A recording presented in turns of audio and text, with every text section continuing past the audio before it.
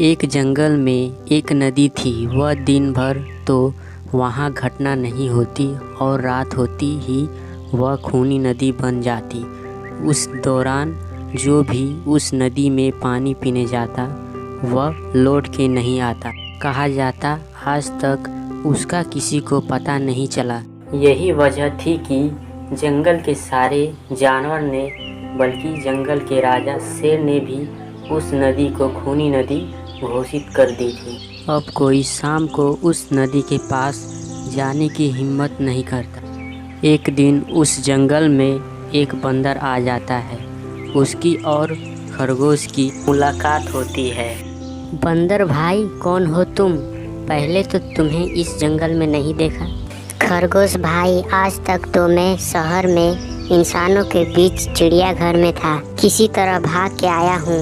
क्या इस जंगल में मुझे रहने के लिए जगह है? हाँ बंदर भाई, यह हम लोग के रहने के जगह है, इंसानों की चिड़ियाघर नहीं। आओ, मैं तुम्हें सारे जंगलों की सैर करवाता हूँ। जो जगह पसंद आए वहीं पर टिक जाना।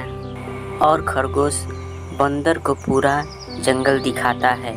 हाथी, घोड़ा, जिराफ, इन सभी जानवरों को दिखाता है और वहाँ के राजा शेर का गुफा भी दिखाता है, मगर उस खूनी नदी को नहीं दिखाता है। बंदर वहीं के पेड़ को पसंद कर लेता है जहाँ पर वो रहता है। वहाँ पर रहते ही उसको 2 दिन गुजरते हैं कि तीसरे दिन घूमता हुआ उस खूनी झील के पास पहुँच जाता है। वाह, कितनी सुंदर नदी है। जी करता है अभी डूब के नहा लूं, पर सर्दी होने का खतरा है। चलो ठंडा ठंडा पानी ही पी लेता हूँ। क्या हुआ बंदर भाई, इस तरह घबराते हुए क्यों आ रहे हो? झील के किनारे से आ रहा हूँ, पानी पीने गया था। और जिंदा वापिस आ गए? क्या मतलब?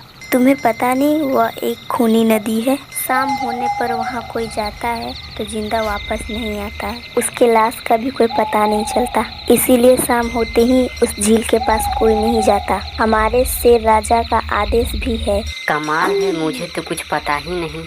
और ये बात वह शेर के दरबार में जाकर सभी को बताता है। उसकी बात सुनकर किसी को भी यकीन नहीं आता है। क्या कह रहे हो बंदर भाई? मैं सच कह रहा हूँ शेर राज, क्योंकि आप लोग उसे खूनी झील समझ के दिन में ही जाते हो। शाम होते ही आप लोग वहाँ जाना बंद कर देते हो। तो क्या तुम हमें दिखा सकते हो? क्यों नहीं, आज शाम होते ही आप लोग पेड़ और पत्थरों के बीच छुप जाना। और सचमुच वह सभी झील के किनारे जाकर छिप जाते। बंदर खूनी झील के पास जाकर एक पत्थर फेंकता है। सुनकर मगरमच्छ पानी के अंदर मगर पेड़ के पीछे छुपे हाथी को देखकर वह सावधान हो जाता है। अरे ये लोग मुझे छिपकर क्यों देख रहे हैं? अरे हाँ, ये सब तो बेवकूफ हैं। हमेशा की तरह इस बार भी पत्थर बन जाता हूँ। देखा, उसमें तो एक बड़ा सा पत्थर है। हाँ देखो, यही पत्थर तो हमें रात को हमेशा दिखाई देता है। वही तो, यह रात को क्यों दिखाई देता है, दिन को क्यों नहीं? कभी सोचा है? तभी भी उन सभी को सच नहीं लगता है। अरे यार, तुम लोग भी समझते नहीं हो। ओके, एक काम करता हूँ। तुम लोग को लगता है ना कि यह एक मजबूत पत्थर है, तो मैं इस पार से उस पार लाठी मार के जाऊँगा। सुनकर वहाँ मगरमच्छ के मुंह में पानी आ जाता है। ओह, लगता है कि आज नरम नरम मांस मिलेगा खाने के लिए।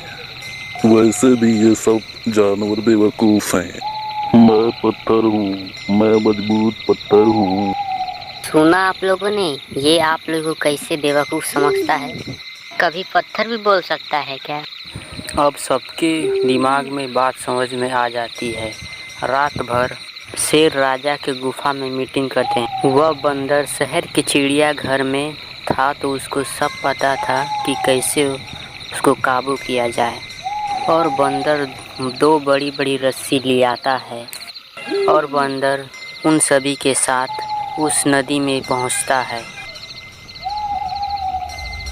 ओह, कल तक तो ये मुझे देखकर भागता था, अभी पानी पी रहा है। रुक, अभी तेरे को बताता हूँ। ये क्या हो गया माइको? अरे बंदर भाई, ये तो भाग भी नहीं पा रहा। शेरराज, ये जितना ही छटपटाएगा फंदा उतना ही कसता जाएगा, और ये जितना शांत रहेगा फंदा उतना ही ढील रहेगा, और ना ही ये हिल सकता है। अब हम सभी जानवर इस पानी में नहा सकते हैं और पानी पी सकते हैं।